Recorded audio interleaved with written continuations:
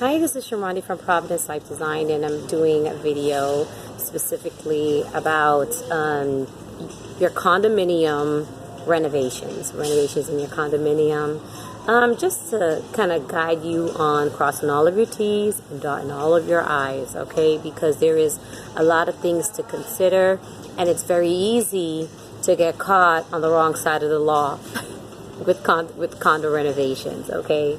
Sometimes we want to cut these little corners, and we want to take advantage of what appears to be a discount or savings, and then there's none. You understand? Like that is it's happened 2 times to people that I know, and that's not good. It's 2 times too many. Okay, so those 2 times is 2 times too many. I made some lists and, combed my thoughts and thought about the unfortunate experiences that have happened, and I'm going to have all of that included in this video here that I'm doing. So, condo-specific renovations, it varies from community to community. You need to be aware of what your laws are. Your building administrator is king. Make sure you're following the rules when it comes to choosing an installer or working with a general contractor. Make sure that they are licensed and insured, okay? That is important. The reason why it is important for them to be licensed and insured is for many reasons. A, liability. B, the workers that they're going to have working in there, are they going to have permission to be in there, okay?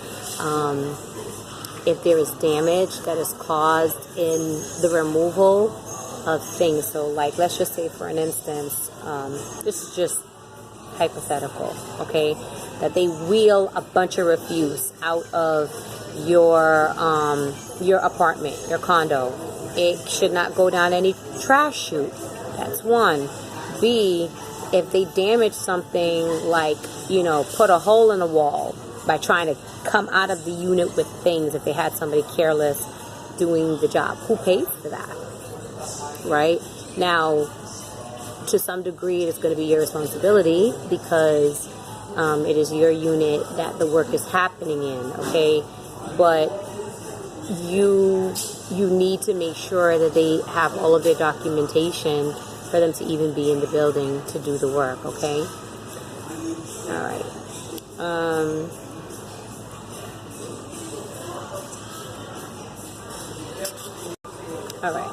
So moving on, make sure that your neighbors know that you're going to have work done.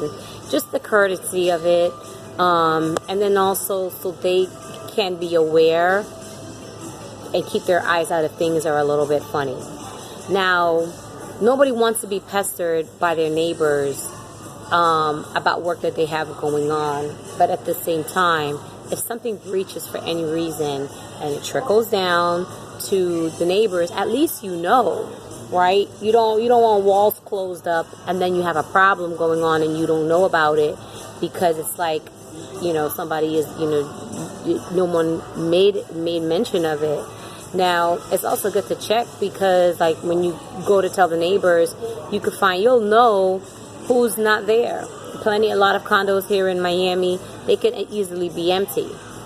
A lot of these buildings, they are owned, a lot of the units in a lot of these buildings are owned by people that are physically not in the state for extended periods of time. It's their vacation home, it's a pied-à-terre, so, or they only come certain seasons, if there's snowbirds, that type of thing, okay?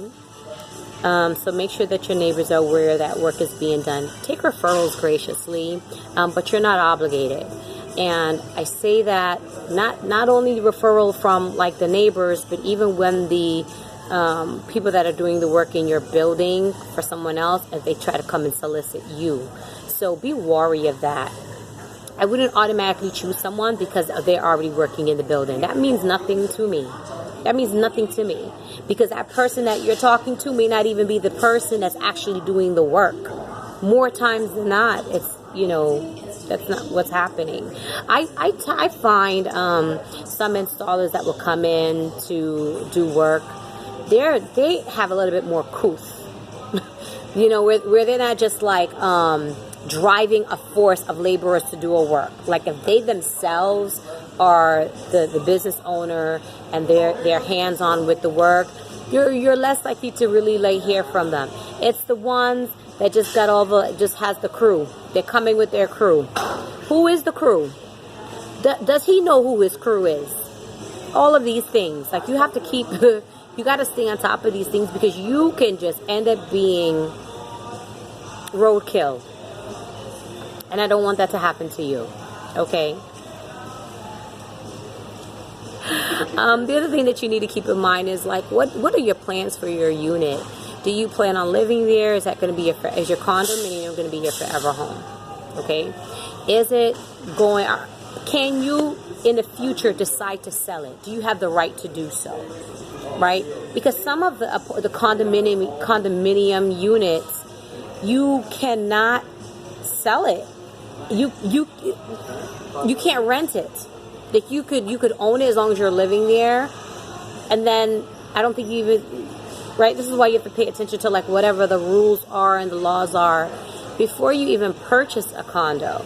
Okay, because there's things that are going to seem like it doesn't make any sense and that it doesn't apply to you until when you are faced with the challenge of having to navigate those waters. So I know here in Miami, they have some of them that you cannot rent it out. They have some condominium communities where the entire place is rentals. You know, everybody who purchased them, they've all left. Okay, the upkeep isn't to their standard, or you know, they wanted to move into a more affluent area, but they kept the unit as an investment property. Okay, so that's, use your discretion. All right, so you went over that your building administrator is king.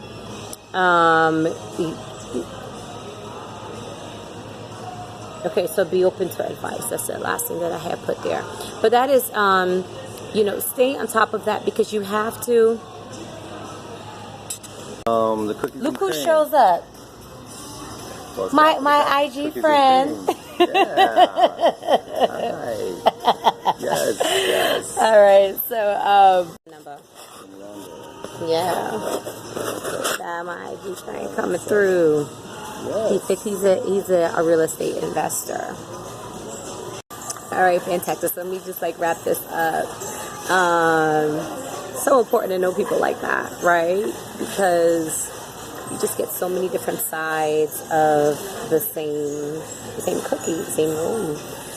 Yeah, so we were talking about like what the obligations are with the condo units, and you have to pay attention to that. Like, is it something that you plan on living in for a little bit, or is it going to be your forever home?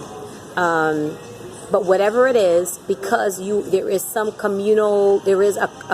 communal side to condo living, I recommend that you use the best underlayment. The other thing too I want to make sure that I input and don't forget is soundproofing. Here in Miami, many apartment condo associations, they have a specification of what type of underlayment you can use for the sake of noise. So noise is something that's very important. So I know like Whisper Mat is a high-end one, and you can, okay love, it's a high-end one, and they carry one like for if you're putting in wood flooring or if you're doing tile, right? So your sound barrier, your underlayment is really important. And the other thing is you don't want to get stuck with trying to cut a corner and sneak and do something with an installer, and then in the end you can get yourself in trouble because things are not being disposed of properly. All right, so feel free to drop any comments or to ask me any questions when it comes to condo specific renovations and what you need to keep in mind. And also do not necessarily go with the cheapest person. Make sure they are properly documented, and you want to go with somebody that's like all encompassing. If they're going to do the demo, they're going to haul, they're going to dispose, they're going to do the installation. If you have marble and it needs to be sealed, make sure that all of that stuff is kind of like, you know, checked off in the process of what you're doing. This is Shamrani from Providence Life Design. I'm going to tag my IG friend here, is real estate investor. But have a blessed one, guys.